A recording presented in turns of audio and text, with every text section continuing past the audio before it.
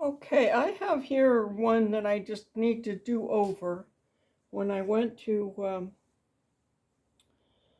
pop it into a frame earlier, I noticed that it had, oops, I don't know if it's going to be visible here, right here in the corner, a small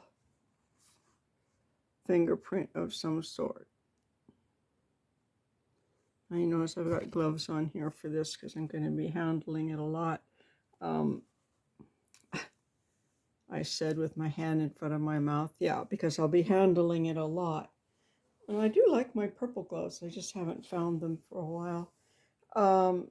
Anyway, because of this, even though this whole thing might wind up with another mat in front of it in the future sometime, it's still going to show in this basic frame that I put it in, and I can't have that. So this is, again, hinged on here, and I can show you now more. A usual hinge mat just goes all the way to the edge so that it opens up like a card or anything. But I put these on a little bit lower on the painting so that nothing will be showing here. I need to put this onto a new piece of paper. So this is what you do if necessary. If you're putting it into a larger frame with a mat, then you just simply cut a mat window that is about 1/8 of an inch larger all the way around. And the image, I have other videos that showed this but didn't really explain. So you could have a mat that goes out to here and a backing mat that's that whole size.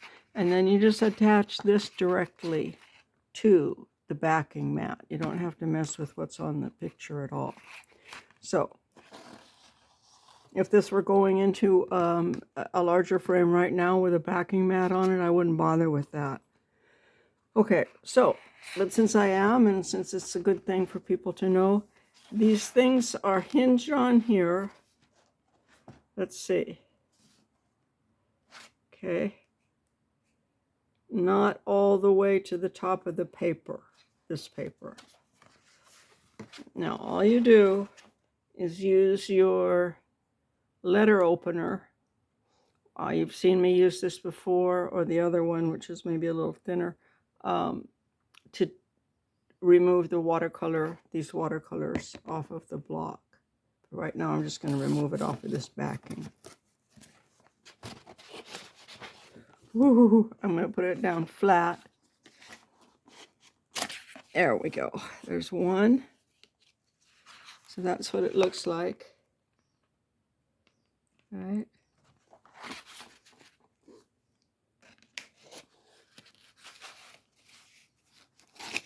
2, 3. Easy. Now, I'm not going to do anything with these. If I do, they might peel up some of the paper. So I can, and this one has peeled up a little bit of the backing actually when it came. See that? So anyway, these will just stay on here forever. They're not going to hurt anything. So just a nice little pair of scissors and trim those off. And then I'll be putting new ones on when I put it onto a new backing and do this one over. So there's what the backing looks like with that off of it. I can simply cut this off here. You know, actually, can you see this? This is slightly pinkish. And this is more white.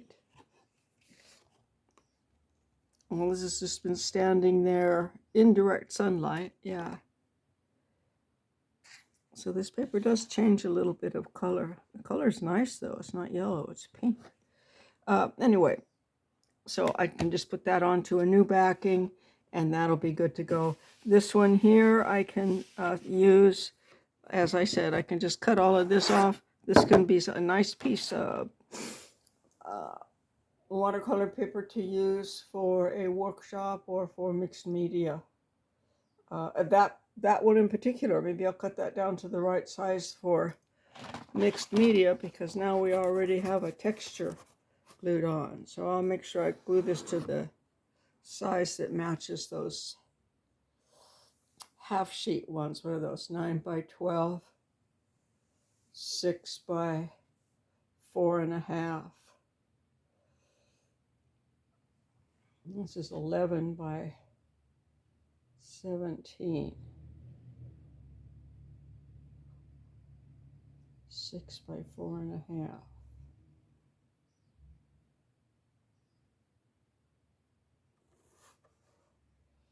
Cut two pieces 6 inches off of it.